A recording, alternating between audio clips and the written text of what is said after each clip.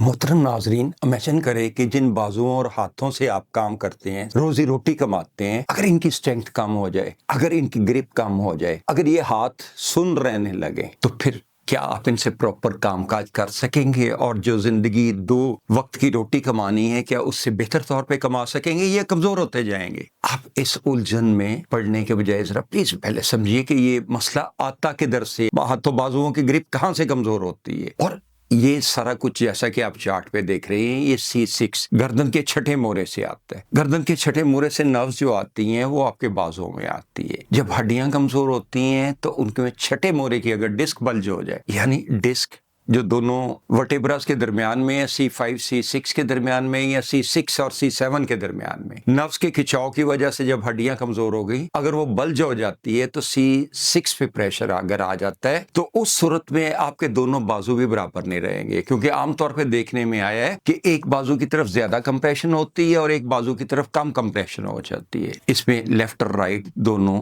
Different मुख्तलिफ लोगों में होते हैं। और जब कंप्रेशन आ जाएगी नर्व्स में, दिमाग कंट्रोल नहीं कर पाएगा, नर्व्स सुकड़ने लगेंगी, और जब सुकड़ने लगेंगी तो फिर इनको सुन्न होना चाहिए ना, इनकी ग्रिप कमजोर होनी चाहिए ना, इनके बाजू की मूवमेंट कम हो जानी चाहिए ना। और जब बाजू की मूवमेंट कम होती है तो फिर अल्टीमेटली ये फ्रोजन शोल्डर की तरफ भी जा सकता है। लेट्स से कि बाजू की जो मूवमेंट है वो 180 डिग्री, आप जब घुमाते हैं तो 180 डिग्री, बॉलिंग करते हुए किसी को देखा होगा 180 डिग्री पे, लेकिन ये इसमें से 120 डिग्री की इस जॉइंट से होती है और 60 डिग्री की ये शोल्डर ब्लेड जो दस्ती है आपके पीछे, जैसा कि आप चार्ट पे देख रहे हैं, वहां से होती है ताकत। और जब ये दोनों जगह नर्व कंप्रेशन आ जाती है C6 में और T6 में, तो उस सूरत में ये नर्व्स दब जाती हैं, सुकड़ने लगती हैं कंप्रेशन की वजह से, और इनमें खून का बहाव वो नहीं रहता, दिमाग का कंट्रोल वो नहीं रहता जो होना चाहिए, जिससे आहिस्ता आहिस्ता ये हाथ पांव नम होने लगते हैं, ग्रिप कमजोर होने लगती है, बाजू कमजोर होने लगते हैं, इनकी मूवमेंट रेस्ट्रिक्ट करने लगती है। और जब मूवमेंट रेस्ट्रिक्ट होती है तो फिर आपका काम काज तो तसल्ली बख्श नहीं हो सकता, ताकत से नहीं हो सकता।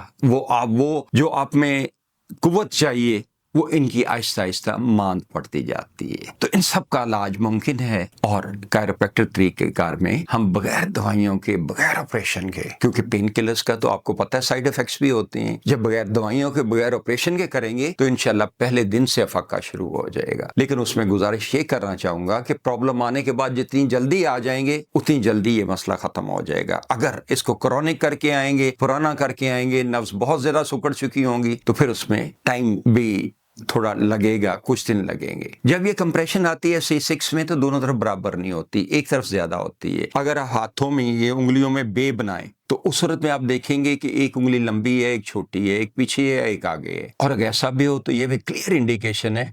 और अगर आप गर्दन टर्न करें और वो 90 डिग्री पे ना टर्न करे तो फिर भी ये क्लियर है कि आहिस्ता आहिस्ता ये प्रॉब्लम आ रहा है। तो कायरोप्रैक्टर तरीकेकार में मैं गुजारिश कर रहा था कि हम बगैर दवाइयों के, बगैर ऑपरेशन के इलाज करते हैं, और इंशाल्लाह फाका पहले दिन से शुरू होगा। अल्लाह ताला हमेशा आपको सेहतमंद रखे। जावेद मिर्जा को इजाजत दीजिएगा। अगले प्रोग्राम तक के लिए अल्लाह हाफिज।